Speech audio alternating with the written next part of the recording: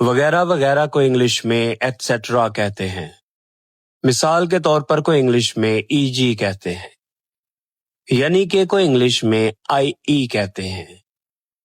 بہت سارے کو انگلش میں ملٹی کہتے ہیں، ملٹی۔ دوبارہ کو انگلش میں ری کہتے ہیں۔ آدھے کو انگلش میں سیمی کہتے ہیں، سیمی۔ بمقابلے کو انگلش میں ورسز کہتے ہیں۔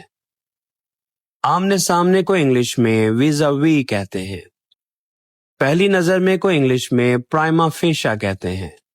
بڑھاپے کو انگلش میں اینوڈامینائے کہتے ہیں۔ موجودہ صورتحال کو انگلش میں سٹیٹس کواو کہتے ہیں۔